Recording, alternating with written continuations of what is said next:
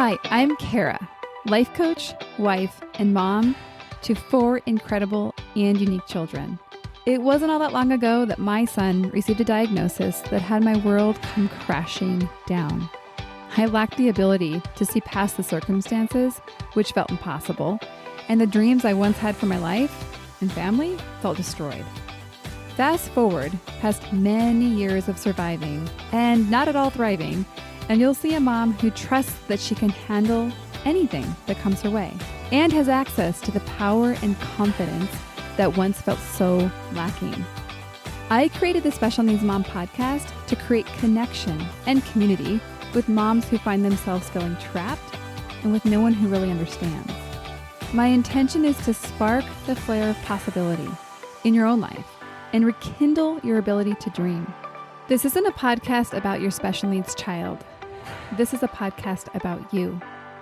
If you are a mom who feels anxious, alone, or stuck, then you are in the right place. Welcome. Hello, and welcome to the Special Needs Mom podcast. Summer edition. Here we are. We are all in summer.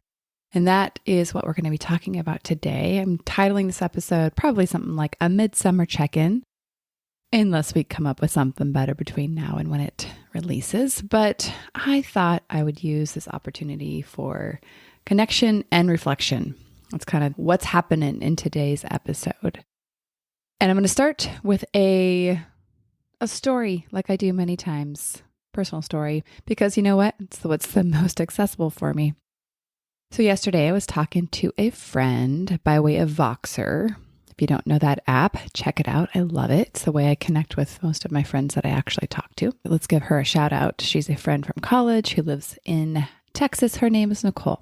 And while she is not a special needs mom, she is a mom to a first grader and a preschooler.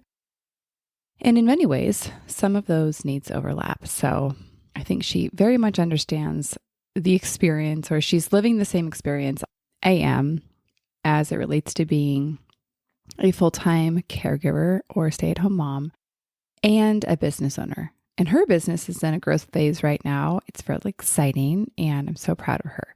But what that means is that she's holding a lot. She's doing a lot. She's asking a lot of herself. And in one of the messages, she said to me, at the end of the day, my goal is to not be a raging psychotic bitch.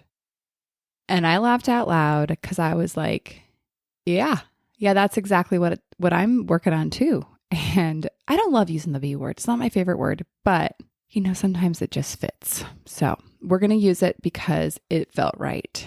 And so that if you feel like at the end of the day, that is the experience you're having in your body, maybe other people don't fully understand what it feels like to be in your body at the end of the day. But if you are having the experience, this episode is for you. And that brings me to the topic that I wanted to get into today. And I thought it would be useful to do a Midsummer Check In. And we're going to do this through using my own personal reflection of yesterday in hopes that you'll feel validated and inspired to do a check-in yourself. And of course, make adjustments, course reroutes as needed. So even those episodes coming out on June 25th, which perhaps is many weeks into the summer for you, but I recorded it, or I conceptualized the episode just one day into my summer because we start a little later. The point is, in bringing this up, is that it doesn't matter how long you've been doing summer. It doesn't matter if it's long or short. There is value into pausing and perhaps acknowledging that something isn't working or celebrating that it is, but we have the opportunity to reflect on it, ask for help, and, as I mentioned earlier, make some adjustments. So these adjustments can be in many shapes and sizes. Some of them can just be maybe some attitude adjustments, maybe for yourself or maybe for your kids. Maybe adjustments in structure, specifically how much you ask of yourself and how you manage your kids or kid. There are obviously endless ways to make adjustments. So keep that in mind, that I'm obviously just pointing out a handful, a sprinkling, and I hope it tickles your mind to inspire you to think of your very own. So let's bring us back. So giving a little context to kind of give you a breakdown of my day, I want to start with actually saying, hey, if you're new, welcome, but also give you a little picture of what I got going on here. I have 4 children, and they range in age from 8 to almost 18. And my 16-year-old has many disabilities, and I would describe him as needing full-time support for most anything besides watching TV or playing on his phone. So that's a little picture. And so yesterday, we're going to start at the top of the day. I'm going to bring you through it with me. And so in the morning, I woke up a little later than I wanted to and went for a walk though, because I was like kind of going back and forth. But I was like, you know what? You always feel better when you take a walk, make it happen. And I did. And it was a lovely walk, beautiful day, a little toasty, I gotta say. But other than that, it was blue, it was beautiful, and I loved my time out there. But it did put me a little behind time-wise for all that I wanted to do to get ready to start my workday that day. Because this day that I'm talking about was a Monday. And my workdays vastly vary. But when I say work on this particular day, it means managing Levi's health, all the calls, thankfully not school communication, emails, pharmacy, equipment. You guys know the drill. It also for me includes being on coaching calls, preparing and recording podcasts, preparing content for different workshops or masterclasses that I teach and hold, writing for a book project. That's exciting. You'll hear more about that later. But also preparing for an upcoming relaunch of the group coaching program that I have. I'm not going to give a lot of details now, but you're going to want to really pay attention because they are coming. It's really exciting. I've been pouring so much heart and thought and intention into this, and I just love doing it. I love thinking about how to create a space that really is actually helpful for this community. So it's very exciting, but also it's adding a lot to my plate. It's like I'm asking a lot of myself, which I'm behind, I'm a fan of, but also we have to kind of recognize what that means for me. So I had childcare from 9 a.m. to 1 p.m. And then I had a telehealth appointment for Levi at 1:40. So I had a little bit of a break. But also know that when I say childcare, I am paying my very awesome, but very 17-year-old son. Remember I said he was almost 18. He's 18 in August. So this is June, you do the math. Paying him to manage his 3 younger siblings. And he does an awesome job in many ways. Like he started the day off making them omelets to order. I thought that was so sweet. And yet also, he is 17. So he prioritizes playing over maybe what I would choose to do in terms of what it takes to manage his younger siblings, specifically his 16-year-old brother, Levi, which, there's pros and cons to this, right? So I'm not saying it's good or bad. I'm just saying it is maybe less supportive to me than having somebody who is not my son managing my children. And I work from home. So not ideal, but it is what situation we have. So I'm here in my office, which is like right adjacent to like the living room and kitchen. And he was texting me, trying to renegotiate what I had planned for them for lunch. And I was kind of pushing back, like, no, make the thing I had planned. Like, it takes a little bit of work. And he wrote back, please, these kids are too much to manage right now. Oh my gosh, I laughed. And I conceded. I was like, yeah, I feel ya. I know that feeling. Just eat the taquitos and let's call it a day. All right. So fast forward a little bit. I get done with my work. Well, let's revise that. My time for work ended. It's a much more accurate way of saying that because in my mind, I wasn't done. I actually didn't get the things that I wanted to get done. Focus wasn't going great that particular day because, remember, I'm working from home. So every time I go out of my office to leave, to go to the bathroom or anything else I need to grab, I'm, encountering all of my children. All right. So as I said, my workday ended. Or rather, my childcare ran out and I needed to shift. But I did not fully shift in my mind, which I can easily see now in this reflection as I'm recounting the day. But in the moment, I was a lot more stuck and not able to see it. I just felt stressed. That's all I knew. I felt like maybe lack of focus, a little impulsive, and I just felt stressed out. Just before 4, I was getting ready to leave the house. And I was getting ready actually to have our amazing, beautiful angel respite provider arrive. She was coming to the house at 4. And when she came in, she asked casually, "Hey, how was your day?" And I kind of blurted out like, "Oh my gosh, I'm frazzled. I'm going to go talk to ChatGPT and see how I can change this." And at the time I was kind of joking. It was a little bit of an impulsive comment, but then it actually sparked an idea. So later that night, I opened up the app or the website, I don't know what we call it, on my computer, and I typed. I'm reading it word for word because I thought that would be more fun. Help. I use the help exclamation mark. I am a mom of 4 and my kids just started summer break. We have a couple weeks that they are at camp, but for the next few weeks, I am managing them while I also try to manage my business. I have a somewhat flexible schedule. I'm ending my first day and feeling really frazzled at how much there is to manage. How can I structure things better, or what can I do to better manage being a work from home mom and caregiver? All right. You're going to love the response. It made me laugh, but it also made me feel really good. So thank you, chat. All right. I'm going to read it again word for word. You're in a real pressure cooker right now, Kara. Isn't that great? I feel like that would be like really demeaning coming from anyone but a computer. But from the computer, it was very validating. I mean, for a computer to see that I'm in a real pressure cooker. Okay, I'm going to start over. Okay, you're in a real pressure cooker right now, Kara. Running a business, managing 4 kids on summer break with some complex caregiving needs. And try not to lose your mind in the process.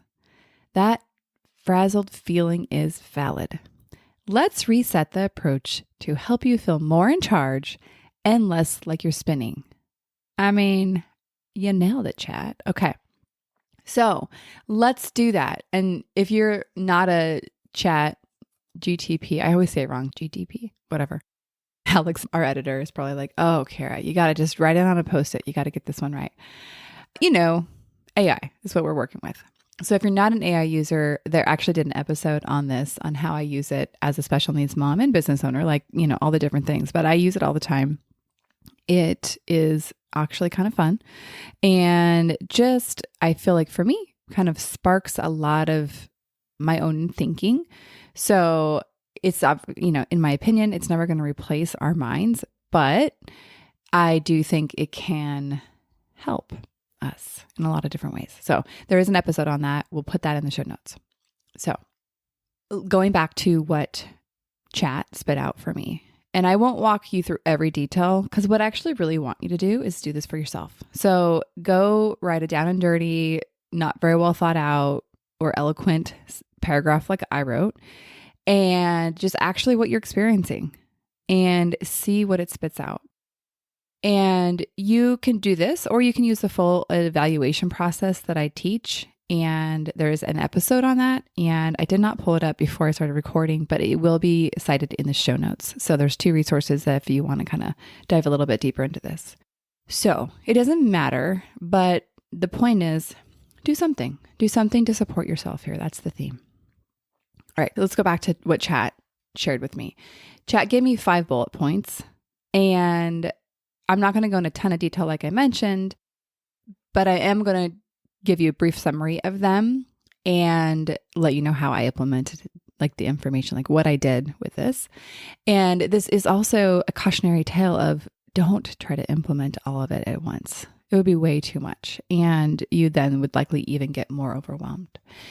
And as in everything we do, the point is not perfection, but I'd say it's more peace and probably presence. I know that's what it is for me. All right. So this is what chat shared with me. 5 steps to manage summer as a work from home mom of 4. All right. Number 1, anchor your day. Set predictable rhythms for meals, work blocks, quiet time, and play. Number 2, define your weekly work minimums. List your must-do business tasks. Number 3, create independence and mom camp flow. That one I did. I was like, oh, isn't that sweet? Use weekly themes, science, cooking, or art for structured fun. I was like, nope. Number 4, prioritize nervous system breaks. Schedule 10 to 15 minute resets for yourself. Breath work, walk, journal. Lower the simulation between work and mom mode. Number 5, use systems to keep the day moving. Visual schedule so everyone can see. And in some of them, I gave a little bit more detail to help kind of explain the actual adjustments I made. So this is what I actually did. So I took that, I used it as inspiration. I was like, okay, I see your angle here, chat. Like, good point. Some of them, as you can tell from the cute little like theme of the week, I was like, it's not gonna be what I choose to do. Nothing against it if you're like, that inspires me. And, to be honest, actually, at a certain point in my life, that would have really inspired me and I probably would have run with it. There was a point in my life where I was like, let's do a theme of the day and like have water be the theme of Wednesdays, which, as my 13-year-old would say, that was a nice try, Mom. It's fine. We try stuff and we fail and we keep trying stuff. All right, back to what I actually did. From suggestion, I think this was really kind of from number 5, use systems to keep the day moving. So remember earlier how I said, as I ended my day, I really didn't like fully separate my mind from what I was trying to accomplish during my workday. And so the implementation of this idea was, the decision I made was to decide exactly when I would work and when I would not, and exactly what I would do. Because remember the whole frazzled thing? I think a lot of that was because I was literally trying to do like 2 things at one time, be mentally at work, but physically with my children. And that's just not a fun experience for anybody. And so by deciding exactly when I would do my work, and so for me, this looked like a thought download. And I teach this. So if you're a longtime listener, you're like, oh my gosh, you've talked about this before. And I have.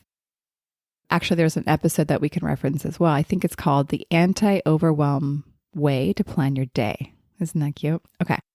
But basically, I did a download. Okay, these are all the things that I need to accomplish this week for my work. So I didn't do my whole life. I just did my work. And then I actually looked at on my calendar. I'm doing a very abbreviated version, but if you want the longer version, go back and listen to the episode.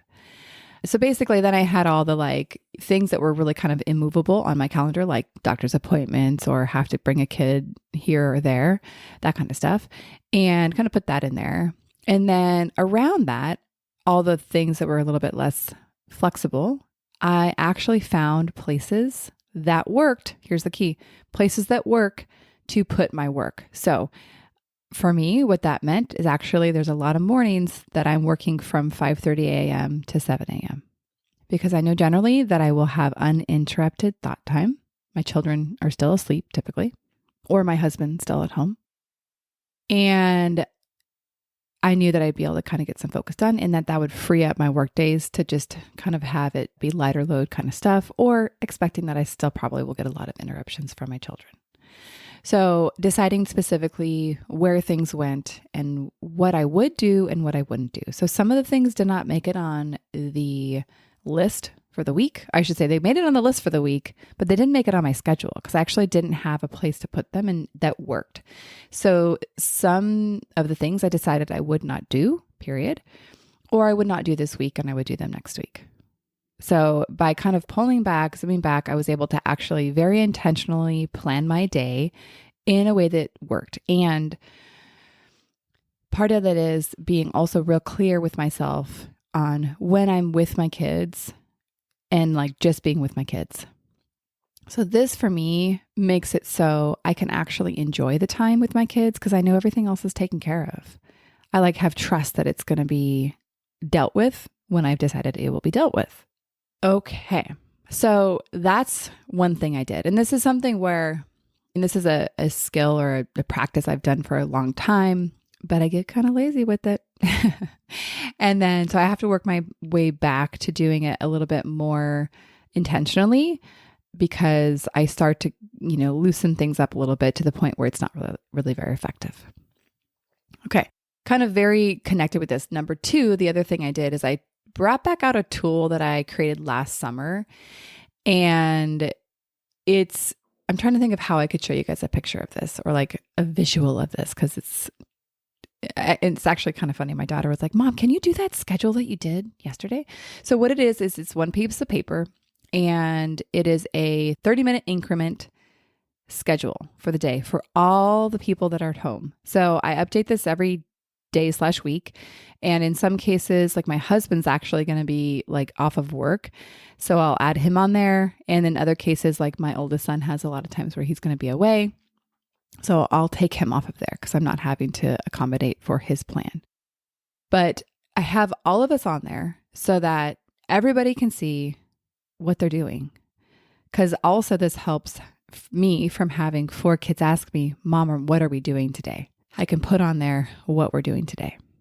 And in some cases, we're all doing something together. So I put it all on our calendar across the board. In other cases, like today, actually later today, my daughter is going to go see a movie and go to Legoland with a family friend. And so she has that on her calendar, and my oldest son will be bringing her there. So this basically helps me think through the day, the night before, and really anticipate what I need to do. So another thing is like, okay, I anticipated that I needed to get up early. So I'm recording this relatively early, not as early as I'd planned. Whoops. But also before I start my workday, I was like, okay, mental note, I need to make her lunch before I get into my day. So it helps me kind of anticipate and then plan for enough time so that I'm not feeling frazzled and stressed out. Remember, that's kind of what we're going for. Or as my friend said, I do not feel like a raging psychotic bitch.